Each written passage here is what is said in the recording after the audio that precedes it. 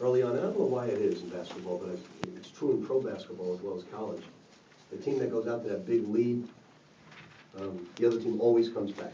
I see it all the time, unless one team is just more dominating than the other. And we came back to cut it to 5 late in the game. We stayed with our game plan. Certainly we didn't want to give up 45 points, but we were playing good defense, but giving them second shots, and that's one of the better offensive rebounding teams in the country. So we're real proud of our guys. This is a special victory because it's not easy winning at Connecticut, at Syracuse, at West Virginia, at Pitt. Somewhat amazed, Rick, that you'd be down so much rebounding in final stats and still. Well, then you look at the other stats. You look at your turnovers and your steals. So you get, when you steal a basketball and you keep your turnovers, then you get those possessions obviously back. So what we've got to do now is really work hard on our rebounding. We're a little bit, our guards have to rebound. TJ's got to get to the glass. But we got such a big lift from so many different people. Jerry Smith and Kyle Furyk in the first half, big receiver in both halves gives a big lift. Samato in the second half, Preston in the second half, and then Edgar makes the big play at the end of the game. Who were you looking for in that play? Is that what you designed? It's a double screen high, and Edgar decides what he wants to do. At He did the right thing. At what point on the clock do you want him to go? I told him I wanted him at 7, and I said, look, guys, I know we're making this. You just got to promise me one thing, that you get back on defense and don't give them a 3 and don't foul them. And Samato made a big block. I said, there's going to be time on the clock, so you can't celebrate. You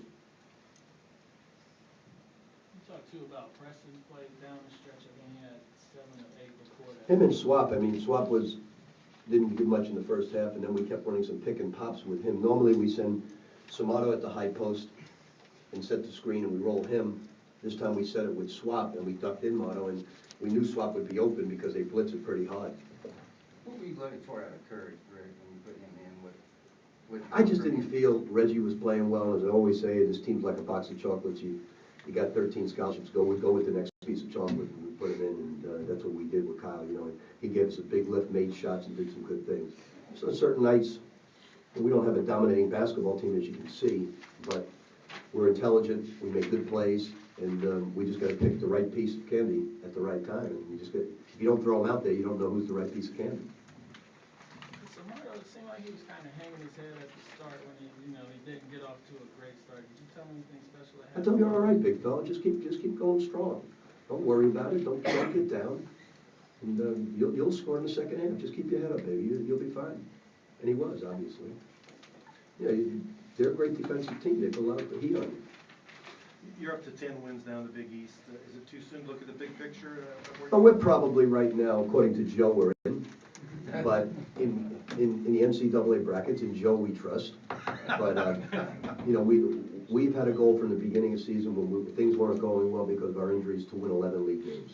So now we have to win 1 out of 2 to accomplish that, and it's not going to be easy. We've had a stretch here, which is the toughest stretch in my 30-some-odd years coaching. You know, when you got to play Georgetown, Connecticut, Marquette, and Syracuse, that's a tough stretch. But in this league, you see it changes like musical chairs. It's you can't ever get down because you don't know where the wins are going to come. You know, the old days you look on the paper, if we play well, we'll beat this team. You can't describe the Big East that way because it's not true. I mean, Notre Dame, without Harangody, we beat them in overtime. They go at home and they beat Pitt by considerable margin. Go at Georgetown, beat them by considerable margin. I don't know who won the Seton Hall Marquette game. Marquette.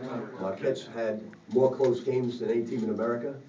So, you know, the winner of that game is probably, Seton Hall goes on the bubble, now Marquette's in. So it's just an amazing league, very, very competitive. And we went through this the other day. It's going to be the same next year.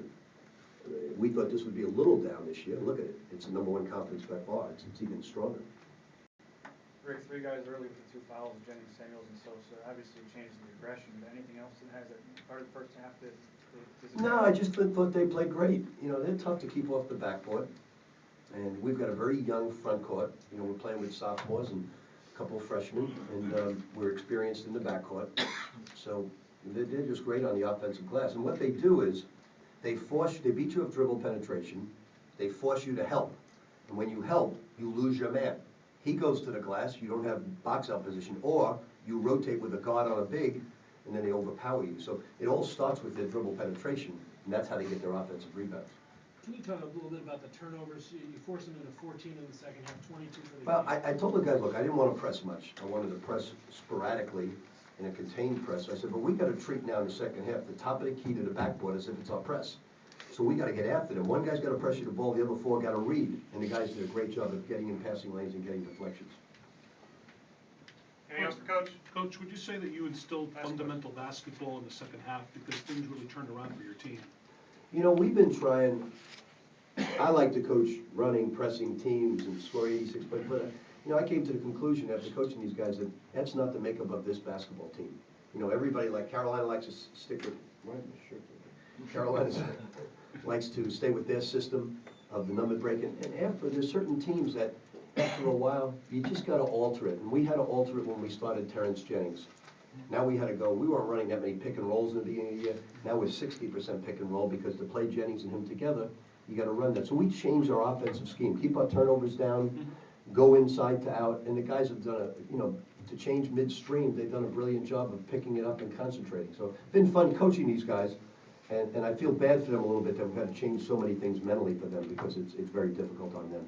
Coach, having been with Edgar for so long, do you expect him to shoulder end game heroics like he did tonight? Is that something that's coming? Yeah, you know, I took him out in that stretch because I wanted to go with Peyton and Preston to play great defense, and then we come with Edgar at the end of the game. And you know, I don't like to generally call timeouts there at the end. I didn't like what we were looking at.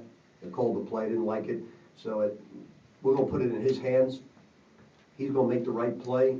I believe in him. I really mean this. You know, sometimes he had 2 bad games this year, St. John's and one other game, but if you take those 2 games away, I think he's played like one of the better point guards in the country. And he goes under-noticed and underappreciated, but he's had a really a great year. I had no, and Kemba Walker certainly has too. He's hell on wheels, that young man, and they both obviously from the same high school.